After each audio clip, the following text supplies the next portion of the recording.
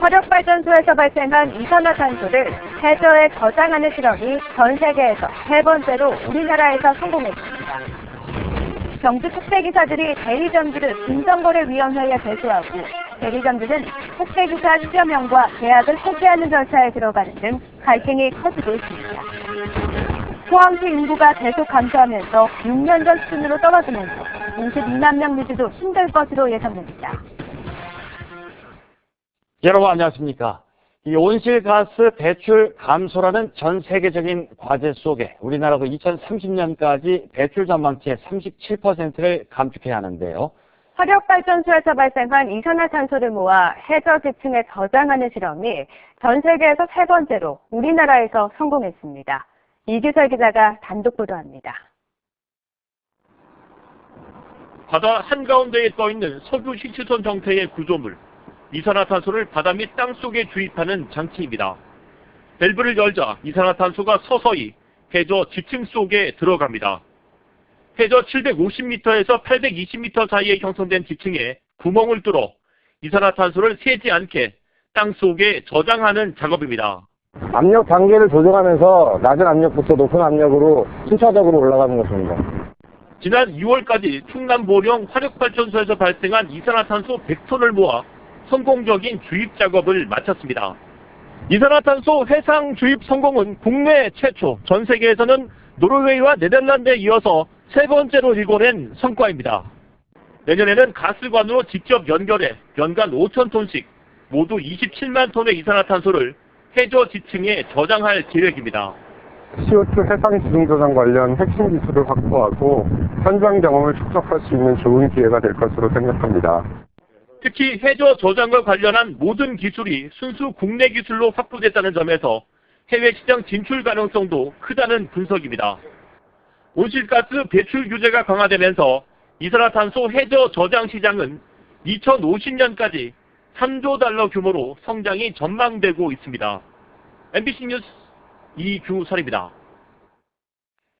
포항시는 미세먼지가 수시로 기준치를 넘고 있어 저감 대책을 마련해 추진하기로 했습니다. 미세먼지가 기준치를 넘은 날이 지난해 4월의 경우 포항 3공단이 4회, 대송면과 대도동이 각각 1회인 것으로 나타나는 등 미세먼지가 위험 수준에 이르고 있습니다. 특히 3공단은 최고치가 환경기준 50마이크로그램보다 3배나 많은 164마이크로그램까지 치솟은 적도 있습니다. 이에 따라 포항시는 141도로 물 청소와 휘발성 유기화합물 배출 규제, 그리고 시설 개선 유도 등으로 미세먼지를 낮추기로 했습니다. 포항시 인구가 계속 감소하면서 6년 전 수준으로 떨어졌습니다. 지난달 말 현재 포항시 주민등록 인구는 52만 660명으로 1년 전에 비해 2,769명이 감소했고 올 들어서도 1,370명이나 줄어들었습니다. 이 같은 인구 수는 지난 2011년 8월 수준으로 이 같은 흐름이 이어지면 상반기 안에 52만 명 유지도 힘들 것으로 예상됩니다. 포항시 인구는 지난 2015년 11월 52만 5천여 명으로 정점을 찍은 뒤 조금씩 감소하다 최근 경기 침체가 지속되면서 최근 들어 감소폭이 커지고 있습니다. 경주 택배기사들과 택배 대리점주 간의 갈등이 갈수록 첨예해지고 있지만 해결책은 나오지 않고 있습니다. 이 기사들은 대리점주를 공정거래위원회에 제소했고 대리점주는 택배기사 10여 명과 계약을 해지하는 절차에 들어갔습니다. 장립분 기자가 보도합니다. 기준 없이 부과되는 수수료와 일방적인 계약 해지, 산재보험 떠넘기기까지 대리점주의 갑질 행태를 폭로한 세제에 대한 통운 소속 택배기사 22명은 최근 택배 대리점주를 공정거래위원회에 제소했습니다. 이들은 제소장에서 대리점주가 지위를 남용해 기사들에게 불리한 계약서를 강요했다고 밝혔습니다. 계약서 내용에 보면 일방적인 업무 지시만 가득합니다. 서로 간에 협의에 의해서 작성된 계약서가 아닌 업무 지시만 가득하기 때문에 불공정 거래 행위로 보고 공정위에 제소한 상태입니다. 기사들이 공개한 계약서에 따르면 대리점에게 어떠한 손해도 입혀서는 안 되고 유무형의 피해에 대해 언제든 택배기사의 임금에서 공제할 수 있도록 되어 있습니다. 퇴직할 경우 신규 인력을 구해 인수인계할 책임도 택배기사에게 있습니다. 한편 해당 택배 대리점주는 업무 불이행을 이유로 택배기사 13명에 대한 추가 계약 해지 절차에 돌입했습니다. 이달 초부터 단체 행동에 나선 택배기사들에 대한 보복성 해고라는 지적이 나오는데 대리점주는 취재진의 인터뷰 요청에 응하지 않았습니다. 13명한테 계약 해지 절차를 좀 밟으시는 건가 좀 여쭤보려고요. 반갑습니다. 이에 강력 반발한 기사들은 이번 사태를 방치한 CJ 대한통운을 규탄하는 기자회견까지 열었지만 회사는 여전히 묵묵부답입니다. 갈등을 중재해야 할 정부 역시 택배기사는 노동자가 아니라는 이유로 문제에서 한 발 떨어져 있습니다. 노동부에서는 근로기준법상 근로자로 인정돼야지 노동법 적용이나 보호 대상이 되고, 근로기준법상 근로자로 인정이 되지 않으면 실질적으로 노동부에서 이제 법적 규제나 감독권 행사가 제한되는 게 현실입니다. 공정거래위원회도 검토가 필요하다는 원론적인 입장만 내놨습니다. 이 사안에 대해서는 저희들이 한 번 더 검토를 할 필요가 있어요. 지금 단계에서는 이게 문제가 있다 없다 말씀드리면 좀 곤란할 것 같고요. 택배 기사들과 대리점주 간의 갈등은 점차 커지고 있지만 택배 회사도 행정당국도 이들이 법적 근로자가 아니라는 이유로 손을 놓고 있습니다. MBC 뉴스 장미순입니다. 16일 세월호 3주기를 맞아 지역에서도 오늘 추모 문화제가 열렸습니다. 포항에서는 오늘 저녁 6시 30분 중앙상가 북포항 우체국 앞에서 기억과 다짐을 주제로 추모 문화제가 열렸고, 경주에서도 오후 6시 현곡면 근로자 종합복지관 대강당에서 추모 행사가 펼쳐졌습니다. 또 교육부 지침에 따라 전국의 초중고등학교에서는 세월호 3주기 당일인 모레까지 다양한 추모 행사와 희생자에 대한 애도의 시간을 갖습니다. 지역방송의 정상화를 위해 시민단체와 학계, 언론계가 머리를 맞댔습니다. 참석자들은 지역방송의 임원 선임구조 개선과 재원 확보 방안 마련이 시급하다는 데 공감했습니다. 강동엽 기자가 보도합니다. 토론회에서 참석자들은 갈수록 쇠락하는 지역방송에 대한 우려를 나타냈습니다. 협찬 제작이 증가하면서 견제와 감시 기능이 약화됐다는 겁니다. 지난해 상반기 지역방송 전체 광고 수입은 3,100억 원 정도로 지난 2011년 대비 2,200억 원 정도가 급감했습니다. 사정이 이런데도 중앙과 지역 간의 전파료 배분과 자율경영 보장은 여전히 해결되지 않는 숙제로 남아 있습니다. 다큐멘터리 같은 경우는 제작 지원 사업에 응모하지 않는 이상은 거의 제작이 불가능한 그런 상황입니다. 지역방송 발전지원특별법이 제 역할을 하지 못하고 있는 가운데 논의 중인 언론장악 방지법에서는 지역에 대한 부분이 아예 빠져 있어 우려의 목소리가 터져나왔습니다. 공영방송 정상화의 핵심 목표의 지역성을 명시하고 임원 선임과 재원구조 개선 조항을 담아야 한다는 주장이 나왔습니다. 또한 방통위에 지역방송 정책국을 만들어 생존을 모색하는 안도 제기됐습니다. 지역성을 추구해야 될 책임이 있는 것은 모든 방송 미디어 시스템인 거예요. 그러니까 방송 정책을 총괄하는 방송통신위원회 구성에서부터 지역을 대표하는 인사가 당연히 포함되어야 되는 것이고요. 언론시민사회단체와 언론노조는 오는 20일 언론적폐 청산과 언론개혁을 위한 원탁회의를 출범시키고 지역방송의 정상화를 대선 주자들에게 촉구할 예정입니다. MBC 뉴스 강동엽입니다. 경주 여진이 600회 넘게 계속 이어지면서 국립경주박물관은 올해 20여 원을 들여 다양한 지진 안전 대책을 수립합니다. 이를 위해 국보급 유물이 상당수 전시되어 있는 신라미술관 유물에 면진 장치 설치와 전시 보조물 고정, 진열장 비산 방지 필름 부착 등 지진 안전 조치를 시행합니다. 또 내진 설계가 적용되지 않은 특별 전시관과 서별관, 월지관에 대해 올 연말까지 정밀 구조 안전 진단을 실시하고 특별 전시관의 내진 공사도 완료할 계획입니다. 이 밖에도 박물관 야외 전시 중인 국보 제35호인 고선사지 3층 석탑에 대해 정밀 구조 진단을 실시할 예정인데, 경주박물관은 빈발하는 지진에 대비하기 위해 지속적인 국비 지원이 시급하다고 밝혔습니다.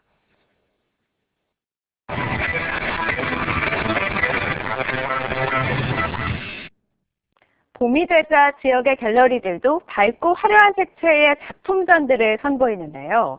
원색의 꽃그림전과 다양한 색채가 만개한 왕눈까지 김수민 아나운서가 소개합니다. 어느새 벚꽃철이 지나고 있지만 그림 속에선 여전히 절정의 모습입니다. 기억의 풍경을 주제로 작업하는 작가는 모란을 아스라한 기억처럼 풀어놓았습니다. 경주와 포항 작가 등 8명이 참여한 꽃그림전으로 꽃은 작가들의 개성에 따라 피었으며 접힌 종이 속에 갇혀서도 아름다움을 뽐냅니다. 꽃을 접어서 그 다차원적인 공간 속에 그 아름다움을 그 개념화된 꽃에 대한 그런 아름다움보다 더 정신적인 아름다움을 찾고자 제가 이런 작업을 했습니다. 초록이 다인 줄 알았던 왕릉의 봄빛이 다채롭습니다. 원래의 색을 빼고 넣고 싶은 색을 입힌 그림 같은 왕릉 사진전입니다. 자질력 진평 왕릉을 찍던 사진가가 왕릉이 숨쉬는 것 같은 순간을 경험한 뒤로 4년째 작업 중인 왕릉 판타지 연작입니다. 왕릉이 과거의 인물이 아니라 현재 우리와 함께 살아가고 있는 이웃이며 앞으로도 경주를 대표하는 주인이라는 측면을 조명한 작품입니다. 이 밖에도 주말에는 경주시립극단의 제110회 정기공연 기로를 경주예술의 전당 소공연장에서 만날 수 있으며 다음 주에는 헝가리 칸테무스 합창단 소청연주회가 포항시청 문화동 대장홀에서 포항시립교향악단 특별음악회 베토벤 역경을 딛고서가 포항문화예술회관 대공연장에서 열립니다. MBC 뉴스 김수민입니다. 경주시 보건소는 포항의료원과 연계해 취약계층 의료 안전망 구축 사업을 실시합니다. 지원 대상은 기초생활수급권자와 최저생계비 200% 이하의 소외계층 질환자로 읍면동에서 지원 대상자를 발굴해 1인당 200만 원까지 검사비와 입원비 등을 지원합니다. 지원 대상자 선정 기준은 기초생활수급권자 및 최저생계비 200% 이하 또는 기준 중위소득 80% 이하입니다. 대한적십자사는 롯데백화점으로부터 2억 원의 후원을 받아 경주 지진 지역 주민을 위한 재난대비 비상가방 2,500여 세트를 전달했습니다. 재난대비 비상가방은 지진 등 재난이 발생할 경우에 생명과 안전을 보호할 수 있도록 헬멧과 비상식량, 구급 키트, 라디오 등 15개 물품으로 구성되어 있으며 2인 가구 기준 3일 동안 기초생활을 유지할 수 있습니다. 오늘 오전 5시쯤 영덕군 원척항 동쪽 800m 해상에서 어선 SO가 쳐든 그물에 백상아리 한 마리가 죽은 채 잡혔습니다. 백상아리는 길이 2m 50cm, 무게 150kg으로 강구항에서 15만 7천 원에 위판됐습니다. 오늘 낮 12시 반쯤 포항시 북구 환호동 방파제에 계류 중인 소형 어선에서 불이 나 30여 분 만에 진화됐습니다. 포항해경은 어선이 사람이 타고 있지 않아 인명피해는 없으며 정확한 화재 원인을 조사하고 있습니다. 내일 경주에는 봄비가 내리겠습니다. 기온이 점점 오르면서 일요일에는 포항이 26도, 경주가 28도를 기록하는 등 초여름 날씨를 보일 전망입니다. 송혜림 기상캐스터입니다. 네, 내일은 경주에만 비 소식이 있겠습니다. 새벽 6시경 내륙 지역부터 비가 시작되겠고요. 이내 경주 지역으로 비구름이 확대되겠습니다. 비는 낮에 대부분 그치겠지만 비구름의 이동에 따라 비가 내리는 곳은 조금 넓어지기도 또 좁아지기도 하겠습니다. 예상 강수량은 5mm 내외입니다. 토요일은 내일은 오늘보다 기온이 더 오르겠습니다. 포항의 아침 최저 기온 14도로 출발해 낮 기온은 24도까지 오르겠습니다. 일요일에는 마치 초여름 같은 날씨를 보이겠는데요. 포항의 낮 최고 기온 26도, 경주는 28도까지 오를 전망입니다. 자세한 내일 날씨입니다. 내일 오전에 흐리다가 점차 거치겠습니다. 아침 기온 울진이 12도, 영덕 13도, 포항 14도, 경주 10도고요. 낮 기온은 울진 23도, 영덕 25도, 포항과 경주 24도를 보이겠습니다. 울릉도와 독도는 대체로 맑겠습니다. 울릉도의 아침 기온 13도, 낮 기온 19도고요. 독도의 아침 기온 12도, 낮 기온은 15도를 보이겠습니다. 동해중부는 구름만 낀 가운데 바다의 물결 최고 4m까지 일겠고요. 동해남부에는 비가 내리겠습니다. 바다의 물결은 3m까지 일겠습니다. 일요일까지 큰 폭으로 올랐던 기온은 월요일 비가 내리면서 잠시 주춤하겠습니다. 날씨였습니다. 포항지방해양수산청장은 오늘부터 오는 11월까지 대구 경북 지역 11개 초등학교 학생 600여 명을 대상으로 해양 항만시설 견학을 실시한다고 밝혔습니다. 견학 코스는 해상교통관제센터와 탐사선, 크루즈선, 포항 신항 등입니다. 포항해양수산청은 평소 바다를 접하지 못하는 내륙지역 청소년을 대상으로 해마다 해양 항만시설 견학 행사를 하고 있습니다. 해양수산부는 오늘부터 오는 25일까지 어촌 지역에 거주하는 어업인 가정의 청소년을 대상으로 제2기 뉴질랜드 국비 어학연수 신청을 받습니다. 올해 어학연수는 한국 뉴질랜드 자유무역협정에 따른 수산 분야 협력 프로그램의 하나로 진행되며 중학교 2학년부터 고등학교 2학년까지 청소년 23명을 전달해 오는 7월부터 9월까지 8주간 뉴질랜드 현지 학교에서 정규 수업과 현장 학습으로 진행됩니다. 어학연수 비용은 한국과 뉴질랜드 정부가 공동으로 전액 부담하며 그 밖에 자세한 사항은 해양수산부나 농림수산식품교육문화정보원으로 문의하면 됩니다. 전국 초중고 육상 경기다세가 오늘 예천에서 개막해 닷새간의 열전에 들어갔습니다. 전국 초중고 선수와 임원 3천여 명이 참가한 이번 대회는 100m를 비롯한 트랙 경기와 장대 높이뛰기, 멀리뛰기 등 모두 28개 종목으로 진행됩니다.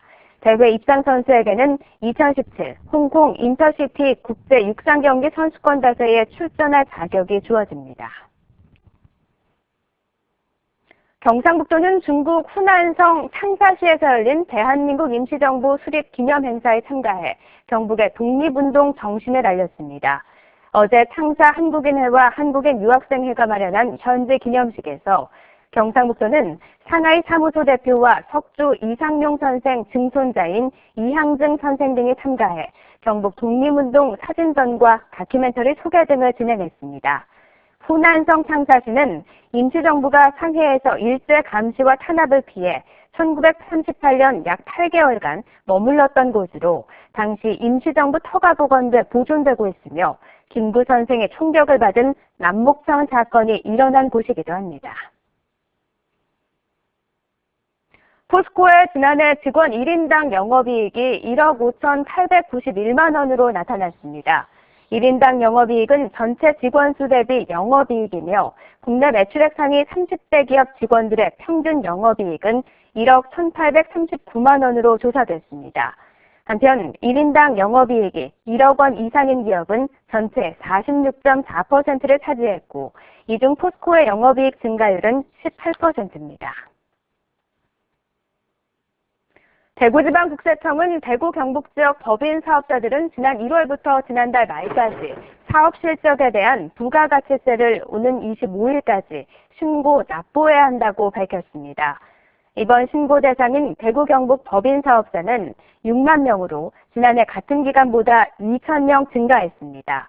개인 일반 과세자 18만 2천 명은 직전 과세 기간인 지난해 7월부터 12월 말까지 납부한 부가가치세 절반에 해당하는 고지세액을 오는 25일까지 납부해야 합니다. 이상으로 4월 14일 금요일에 마련한 포항 MBC 뉴스데스크 마치겠습니다. 여러분 고맙습니다. 만드는 겁니다.